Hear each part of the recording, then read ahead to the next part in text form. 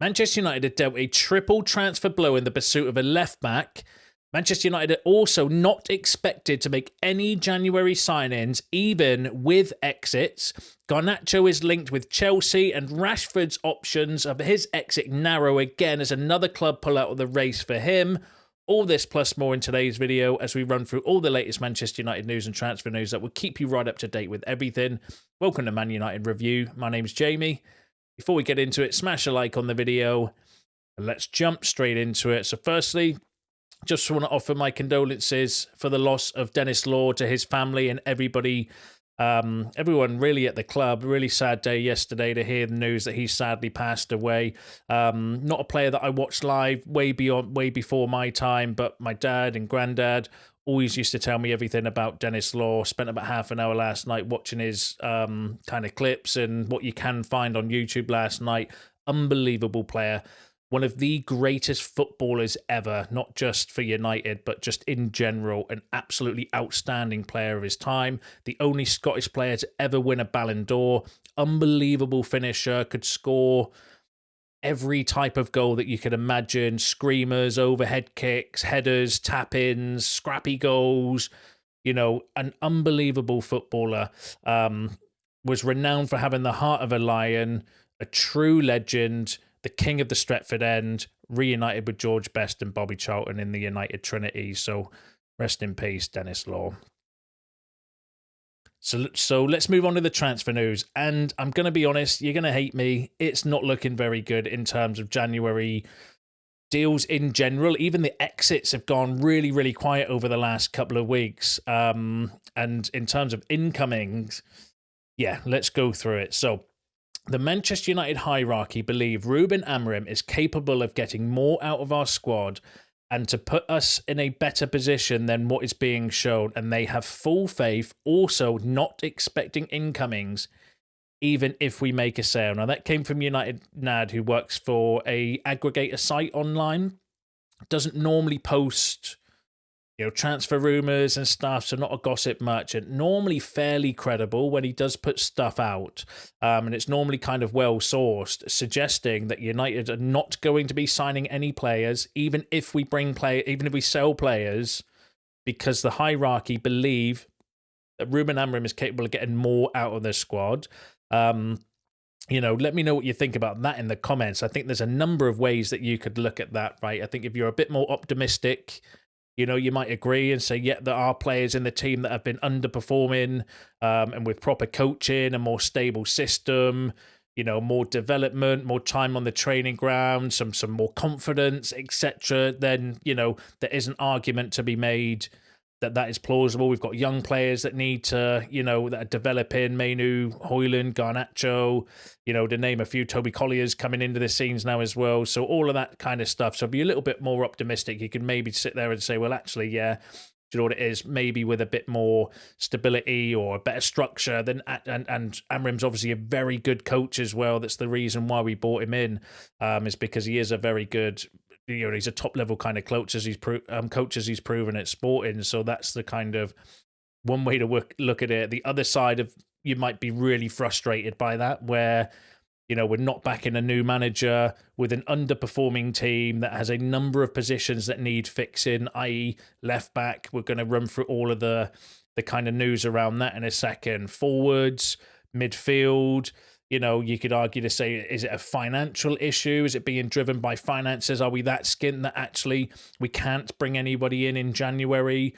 So I think you'll be either frustrated or you might be kind of cool with that. I mean, it might be a situation where also, we're changing the profile of player that we're scouting, because there may have been players that we were lining up like Naipan and all these kind of ones that we were heavily linked with beforehand. But then actually, because Amorim's come in, he says, do you know what it is? I need players that are physically, we've heard before, the physical ceiling, the intensity was the word Romano was using, what he's heard around. So maybe some of the players we were scouting are actually not befitting of what Ruben Amorim wants as a player or what the club now want as a player. So we're having to kind of go back through the scouting process to find different players, and that does take time to do. Do you know what I mean? That you need to, learn more, because our recruitment is something that's really, really bad. and has been really, really bad for a lot of years.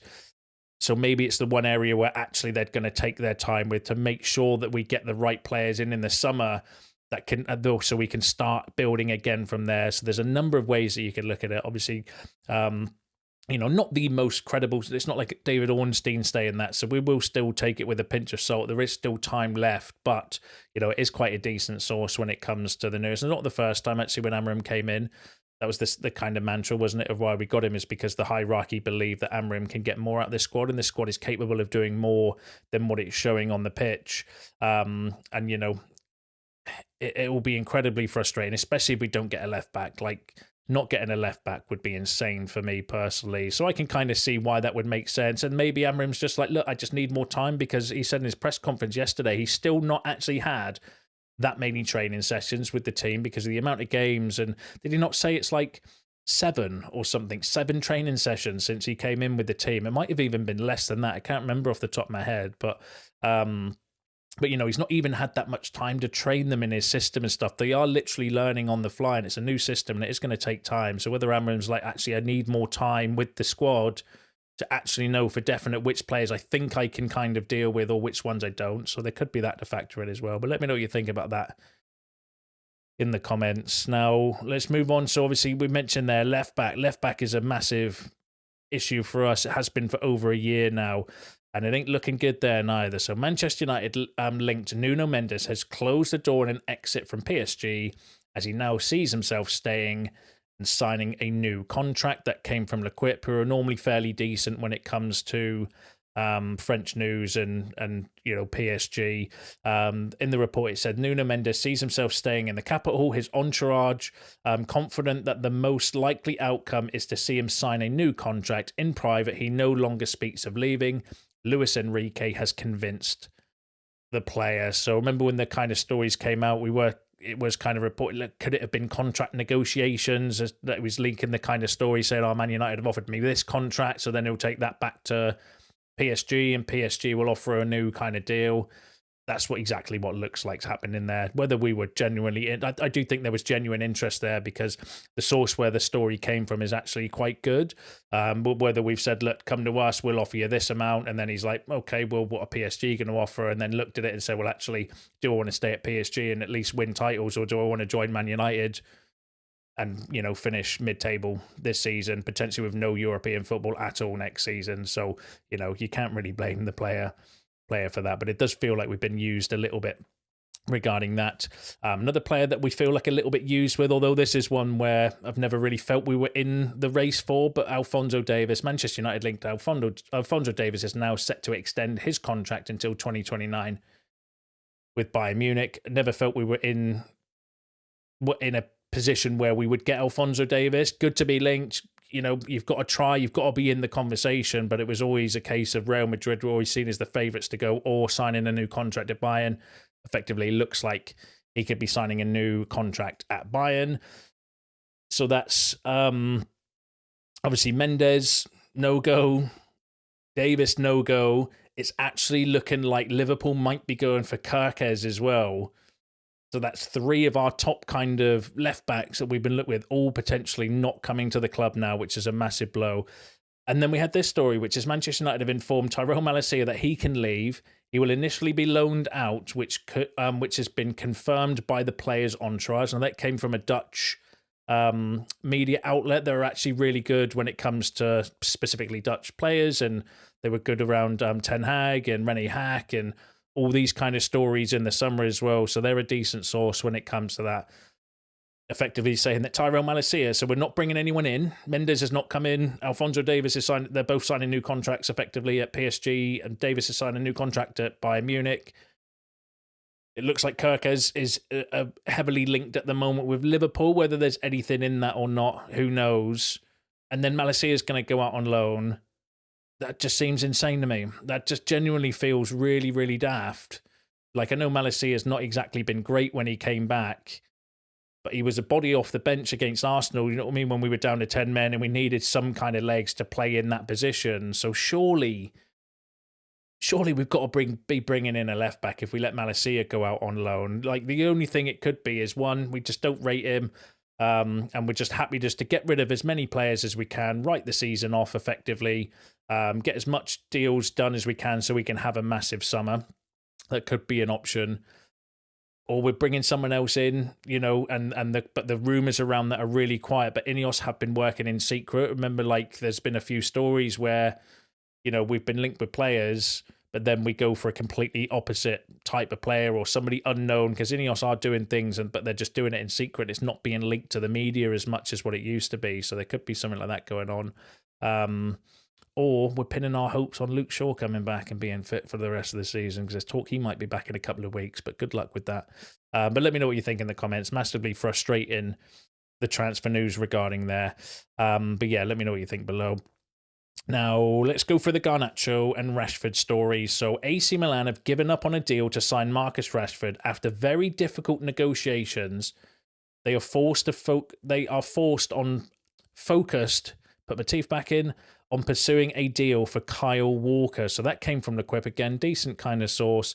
And there are a few kind of outlets now suggesting that AC Milan pulled out of the deal or the race for Rashford and are actually going for Kyle Walker. Again, we'll need to wait and see how that kind of develops, but that's a massive blow. I wonder what it means on there. Let me know what your feelings are. After very difficult negotiations, do you think that's difficult negotiations with United, or do you think that's difficult negotiations with Marcus Rashford and his kind of entourage?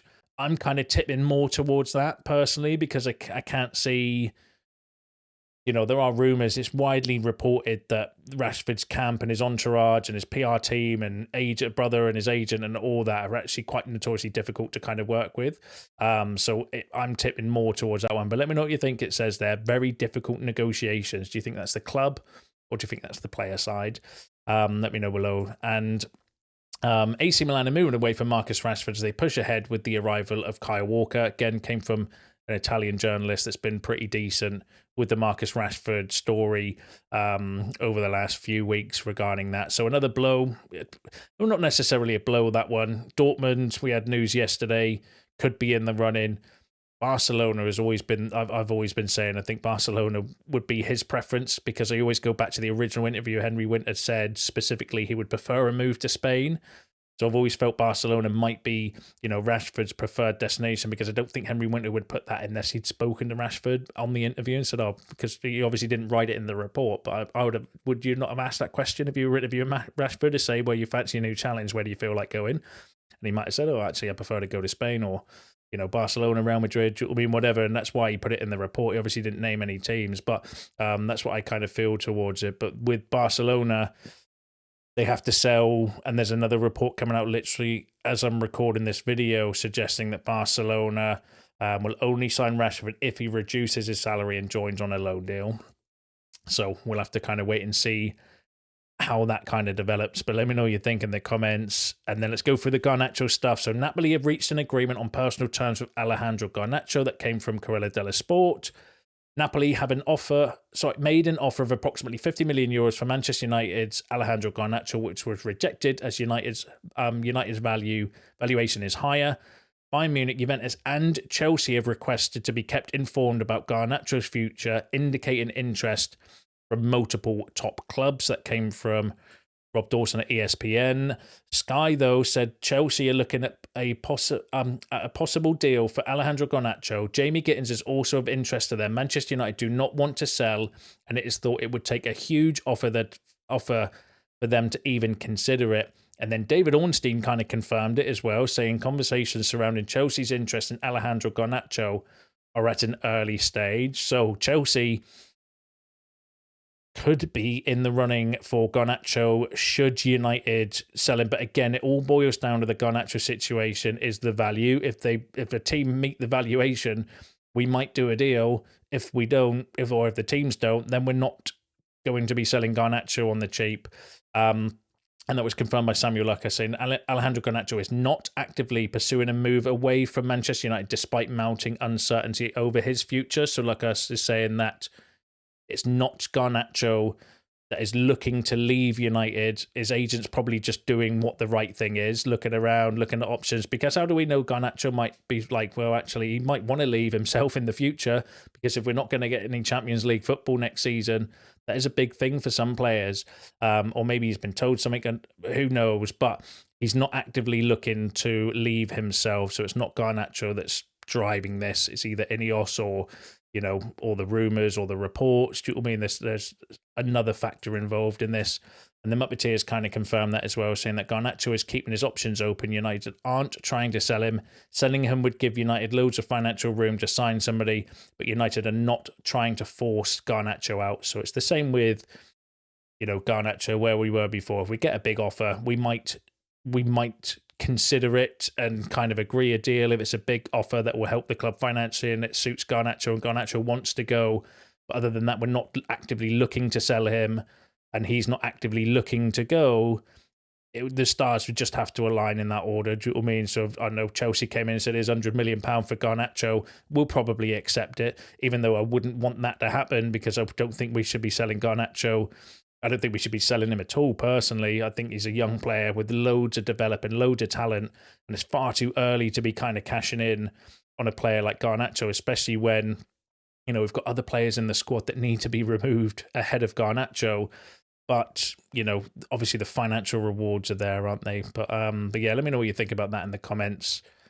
Now, this was an interesting story from Romano, who was saying that Juventus presented a formal approach to United for Zirkzee, loan with an option to buy, covering his salary and loan fee, but the club closed the door. Zirkzee wanted to stay and fight for his place. His mentality is always appreciated by Amrim. And that was from Fabrizio Romano. So remember, we had obviously all the kind of stories until David Ornstein said that, no, he wants to stay and fight for his place. I like that. I like that kind of attitude by Zirkzee. Do you know what I mean? Like, not giving up when the going gets tough. He's decided, actually, I'm going to get my head down and I'm going to prove that I am the right player and I've got qualities. And I like that from Joshua Zirkzee. Do you know what I mean? He's a young player coming to a new league that's learning and developing. I think he's, he needs to speed up a little bit on the ball because he has got that kind of languid, lazy kind of style, or it looks a little bit like that. And I do think he's been caught out a few times because the Premier League is just so fast. You do not get time in the Premier League to do probably what he's used to doing in Italy. But once that comes, I think he's he's got potential anyway. But I love that attitude. Do you know what I mean? Unlike other players around the squad where, they've just pretty much said, yeah, no, not for me, thank you very much, and want to kind of leave. Zirkzee, total opposite. So I like that attitude from Joshua Zirkzee. But let me know what you think in the comments. Manchester United are hopeful of holding off January interest in Gyokeres to sign him in the summer. That came from Miguel Delaney, who's a good source. I was reading that, though, and I was like, what on earth? How do Manchester United have any say in that apart from speaking to the player? Like, if Arsenal come in and give bid £100 million this window for Gyokeres, Sporting accept it, he's probably going to go. So that was a bit of a weird kind of story regarding that. United are hopeful of holding off January interest in Gyokeres to sign him in the summer, but we're not in control of that situation. And then Manchester United are optimistic of signing Viktor Gyokeres this summer. That came from The Sun. Take The Sun story with a pinch of salt. But the Gyokeres deal is going to be a summer one anyway. We've got a gentleman's agreement to not go after Sporting. Plus, we've just ran through the fact that we might not be signing anybody in January at all, let alone Gyokeres. But let me know what you think about that in the comments. And then the final story I've got for you is regarding the stadium. So the vision is for Manchester United to develop a world-class stadium, acting as a catalyst for wider regeneration of a re-energized Trafford Park, which initial findings suggest could deliver an extra £7.3 billion gross value added to the UK economy and more than 90,000 employment opportunities. The task force determined that a redeveloped Old Trafford would increase the capacity of the existing stadium to 87,000, whereas a new build stadium would allow capacity to reach 100,000, Both options remained under consideration, with the club set to decide on the preferred approach ahead of the summer. This came from the Manchester United official website. The data also showed that a new build stadium at Old Trafford is the preference of the majority of fans, who responded with 52% declaring support for that option.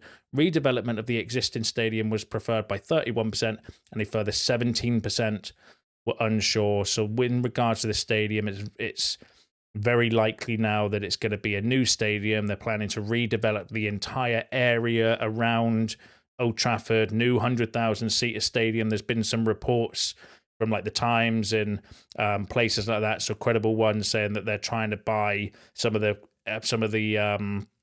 parking around Old Trafford to build the stadium on 100,000-seater, totally revamp and redevelop the area. That's looking like the most likely option now. But let me know what you think about that in the comments. Let me know what you think about all the other topics discussed in today's video, because that's you all up to date with the latest Manchester United news and transfer news. Smash a like on the video on your way out. Subscribe to the channel if you are new. See you in the next one.